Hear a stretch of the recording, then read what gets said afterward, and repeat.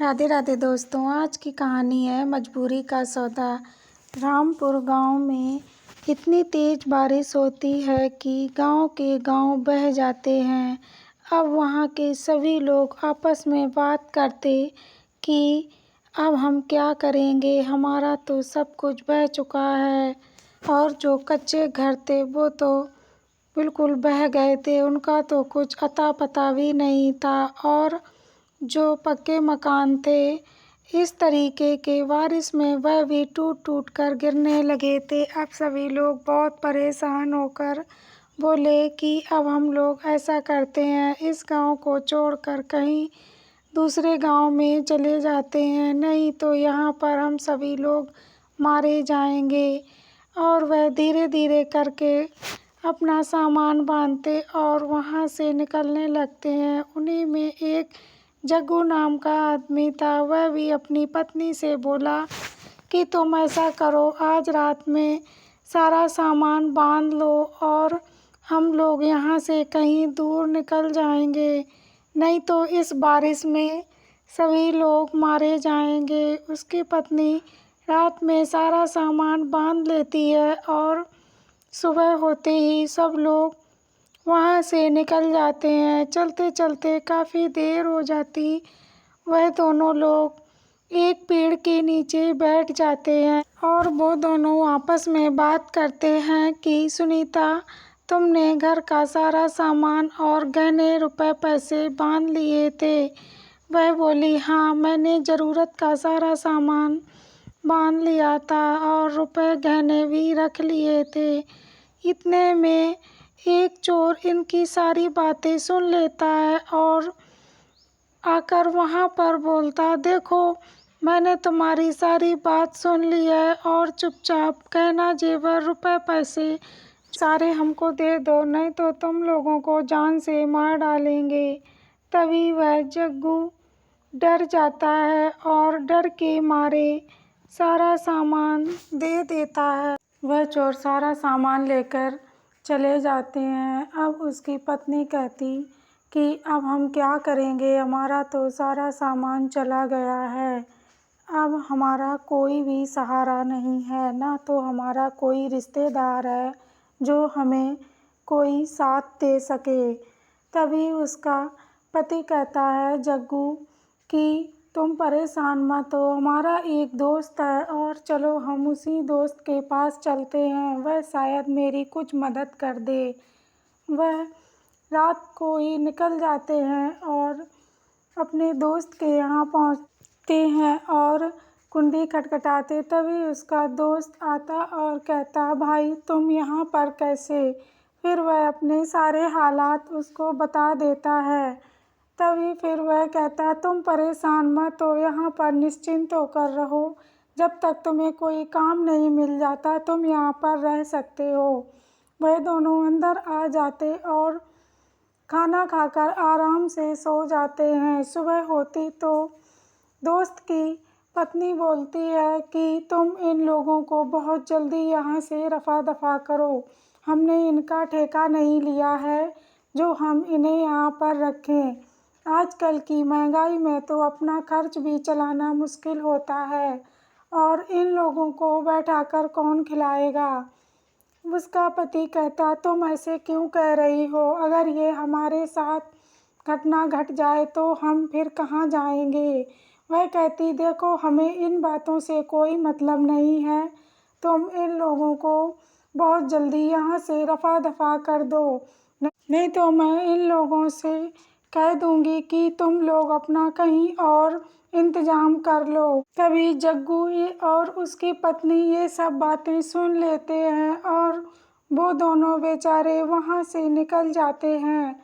जब उसका दोस्त बाहर निकल के आता तो वो दोनों नहीं थे। तभी वह अपनी पत्नी से गुस्सा होकर कहता, तुम्हें बिल्कुल अक्ल नाम की चीज़ नहीं है। तुमने देखो, उन लोगों को बेसहारा मजबूर थे, तुमने उन्हें घर से निकाल दिया। यह तुमने बहुत गलत काम किया है, ना जाने वो बेचारे अब कहाँ भटक रहे होंगे। उनके दोस्त जग्गू और उनकी पत्नी दोनों लोग रास्ते में चलते चलते एक जगह बैठ जाते हैं। उसकी पत्नी कहती है, अब हम बहुत थक चुके हैं। तभी जग्गू को बुजुर्ग आदमी आता दिखाई देता है। वह उनको रोक कर कहता है, बाबा जी, मैं बहुत परेशान हूँ और बाढ़ की वजह से गांव छोड़कर घर से निकल आया हूँ और मेरे रहने का कोई स्थान नहीं है, ना तो कुछ खाने पीने का है। क्या तुम मुझे एक दिन के लिए अपने मकान में रहने दोगे? वह कहता, बेटा देखो, मैं तुम्हें वैसे तो रख लेता, लेकिन मेरी बहू तो मुझे ही रोटी बड़ी मुश्किल से देती है। मैं तुमको रख लूँगा तो वह मुझे भी खाना देना बंद कर देगी, फिर मैं कहाँ और कैसे रहूँगा। लेकिन मैं तुम्हें एक रास्ता बताता हूँ, तुम उसी रास्ते पर चले जाओ। वह कहते, ठीक है बाबा जी, तो मुझे कोई रास्ता दिखाओ। वह कहते कि तुम ऐसा करो, एक सेठ हमारे गांव में हैं, वो बहुत पैसे वाले हैं। उनके मुकाबले हमारे गांव में कोई भी ऐसा इंसान नहीं है। तुम ऐसा करो, उन्हीं के पास जाओ और उनसे कुछ मदद शायद तुम्हें मिल जाए। वह ऐसा ही करते हैं। दोनों लोग वहाँ से निकल देते और सेठ के यहाँ पहुँचते। सेठ से कहते कि सेठ जी, तुम मुझे कुछ पैसे उधार दे दो, मैं तुम्हें जल्द से जल्द लौटा दूंगा। सेठ जी कहते, देखो मैं ऐसे किसी को उधार नहीं देता हूँ, अगर तुम्हारे पास गहना या कोई चीज़ है तो मुझे दे दो। तभी जग्गू कहता, देखो सेठ, मेरे पास कुछ भी नहीं है, मैंने तुम्हें पहले ही बता दिया था। वह कहता, तो फिर ठीक है, तुम यहाँ से जा सकते हो, मैं ऐसे पैसे कभी किसी को नहीं देता हूँ। तभी सेठ के अंदर लालच की भावना जाग जाती है। वह कहता, तुम ऐसे क्यों कह रहे हो? तुम्हारी तो पत्नी कितनी सुंदर है, तुम इनको मेरे पास छोड़ दो और तुम्हें मैं पैसे दे दूंगा। जब तुम मेरे पैसे लौटा दो तब तुम अपनी पत्नी को ले जाना। वह कहता, नहीं, मैं ऐसा बिल्कुल नहीं करूँगा, मैं अपनी पत्नी को किसी के पास नहीं छोड़ूंगा। वह कहता, तो ठीक है, तुम यहाँ से जा सकते हो। फिर जग्गू बहुत देर तक सोचता रहा कि अब मैं करूँ तो क्या करूँ। वह भी सेठ सही कह रहा है, ऐसे कौन किसी को पैसे देता है। काफ़ी देर सोचने के बाद वह सेठ के पास आता और कहता, तो ठीक है, मैं अपनी पत्नी को तुम्हारे यहाँ छोड़ देता हूँ, लेकिन जैसे ही पैसे हमारे पास और रहने का प्रबंध हो जाएगा, मैं तुम्हारे रुपए लौटा दूंगा और अपनी पत्नी को जल्द से जल्द यहाँ से ले जाऊंगा।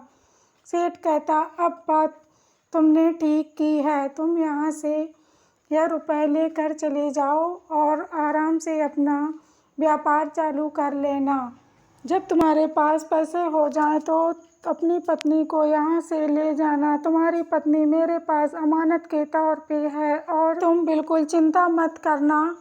तभी जग्गू कहता, ठीक, मैं अभी अपनी पत्नी को लेकर आ रहा हूँ। वह अपनी पत्नी के पास जाता और सारी बात बताता कि तुम परेशान मत होना, मैं जल्द से जल्द कुछ इंतज़ाम करके तुमको यहाँ से ले जाऊँगा। फिर सेठ जी सही तो कह रहे हैं, मैं तुमको कहाँ लेकर घूमूंगा। जब मेरे पास पैसे हो जाएंगे और रहने की व्यवस्था हो जाएगी तभी मैं तुमको यहाँ से छुड़ा कर ले जाऊँगा और उसके सारे पैसे लौटा दूँगा। वह बेचारी मान जाती है और उसका पति वहाँ से चला जाता। वह सेठ के यहाँ रहने लगती। तभी सेठ कहता, देखो, तुम्हारा पति तुम्हें बेवकूफ़ बना कर चला गया है, वह उसने तुम्हें मेरे पास गिरवी रखा है। वह उसे उल्टी उल्टी बातें पढ़ाता है, लेकिन वह मना करती। देखो, फालतू की बात हमसे मत करो, मेरे पति बहुत अच्छे हैं और मुझे मजबूरी की वजह से छोड़ गए हैं, मेरा पति ऐसा कभी नहीं करेगा और मुझे यहाँ से जल्द लेकर जाएंगे। तभी सेठ कहता है कि तुमको वह बेवकूफ़ बना कर गया है और अब वो कभी नहीं आएगा। अगर तुम नहीं मानती हो तो ठीक है, मैं तुम्हें 3 महीने का समय देता हूँ। अगर 3 महीने में तुम्हारे पति लौट आए तो तुम उनके साथ चली जाना, नहीं तो तुम्हें मेरे साथ शादी करनी पड़ेगी। वह बिल्कुल मना कर देती है। इधर पर जग्गू खूब मेहनत करके ढेर सारे पैसे इकट्ठा कर लेता है और सब्जी का व्यापार चला रहा था। तभी वही बाबा मिलते और कहता जग्गू कि बाबा जी, तुमने मुझे पहचाना, मैं वही हूँ जो तुम्हारे पास आया था। तभी बाबा जी कहते, हाँ मुझे याद आया, लेकिन तुम्हारी पत्नी कहाँ पर है। तभी वह कहता कि मैंने अपनी पत्नी को सेठ जी के यहाँ छोड़ दिया है और उनसे कुछ रुपए लेकर अपना व्यापार चालू कर लिया। तभी बाबा कहते, ये तुमने क्या किया, तुमने अपनी पत्नी को वहाँ पर क्यों छोड़ा। फिर वह कहता, सेठ जी तो मुझे रुपए देने के लिए तैयार ही नहीं हो रहे थे। फिर मैंने भी सोचा कि यहाँ पर अपनी पत्नी को कहाँ रखूँगा, इसीलिए मैंने उनको वहीं पर छोड़ दिया। और बाबा जी, अगर तुम सेठ के पास जा रहे हो तो मेरी इतनी बात ज़रूर कह देना कि मैं हफ्ते बाद अपनी पत्नी को लेने आऊँगा। मेरी पत्नी को कोई तकलीफ़ ना होने दें।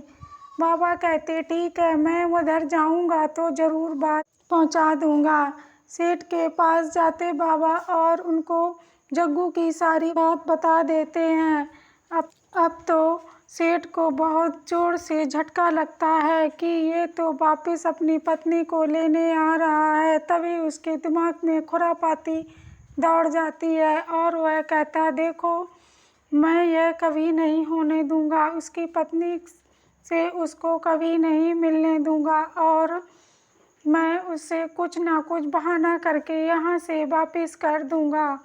उसकी पत्नी को बिल्कुल भी नहीं यह बात पता लगनी चाहिए कि उसका पति यहाँ पर आ रहा है। इतना सोचकर वह चुपचाप चला जाता है। फिर 1 हफ्ते के बाद उसका पति सेठ के पास आता और सारे रुपए देता है। तभी सेठ कहता कि तुम मुझे माफ़ कर दो, तुम्हारी पत्नी अब इस दुनिया में नहीं है। मैंने तुम्हारी पत्नी का बहुत इलाज करवाया लेकिन उसे नहीं बचा सका। उसके कोई बीमारी थी जिसकी वजह से वह मर गई। तभी वह कहता, ऐसा नहीं हो सकता है, मेरी पत्नी मुझे नहीं छोड़ सकती। अगर ऐसा होता तो वह कभी ना कभी मुझे कुछ ना कुछ ज़रूर बताती। तो वह कहता, बीमारी क्या कह कह आती है, उसे खुद ना मालूम था कि वह बीमार है। जग्गू बेचारा रोने लगता है और कहता कि इससे अच्छा तो मेरी पत्नी और मैं उसी बाढ़ में मर जाते तो कम से कम तसल्ली तो होती। ऐसे बिना कुछ कहे वो हमें छोड़कर यहाँ से चली गई। और इतना कहकर वह सेठ को रुपए देने लगता है। तभी सेठ कहता, देखो, मैं ये रुपए नहीं ले सकता हूँ। जब मैंने तुम्हारी पत्नी को अमानत के तौर पर नहीं लौटा पाया तो मैं यह रुपए नहीं लूँगा। वह रुपए नहीं लेता है और जग्गू को वहाँ से रफा दफा कर देता है। जग्गू बेचारे रोता रोता चला जाता है। तभी रास्ते में वही बाबा फिर से मिलते हैं और कहते, बेटा, क्या तुम्हारी पत्नी तुम्हें मिली। फिर वह सारी बात बताता है। तभी बाबा कहते, तुम्हें उसने बेवकूफ़ बनाया है, ऐसा कभी नहीं हो सकता, तुम्हारी पत्नी जिंदा है। तभी जग्गू कहता कि तो मैं अब क्या करूं, मेरे पास तो कोई भी ऐसा उपाय नहीं है जिससे मैं कुछ कर सकूं। तभी बाबा कहते, तो तुम ऐसा करो, राजा जी के पास जाओ और उन्हें अपनी सारी बात बता देना। जग्गू फिर बाबा के साथ राजा के पास जाता है और अपनी सारी बात बताता। तभी फिर सेठ जी को भी वहाँ पर बुलवाया जाता। सेठ जी से पूछा जाता है। तब वह कहता, हाँ, मैंने इनको रुपए दिए थे और इनकी पत्नी मेरे पास थी, लेकिन वह बीमार पड़ जाने की वजह से मर चुकी है। और तभी राजा जी कहते हैं कि तो फिर ठीक है, तुम्हारे पास इस बात का कोई सबूत है। वह कहता, हाँ, मैं सबूत लेकर कल वापस आऊँगा। इतने में सेठ वहाँ से चला जाता और दूसरे दिन एक वैद्य को लेकर आता है। वैद्य से पूछा जाता तो वैद्य भी कहता है कि राजा जी हाँ, यह बात सच है। यह सेठ जी मेरे पास दवा लेने के लिए आया करते थे। तभी राजा जी ने पूछा, तो फिर तुमने इनकी पत्नी को क्या देखा है, वो कैसी थी? वह कहता, नहीं, मैंने इनकी पत्नी को नहीं देखा।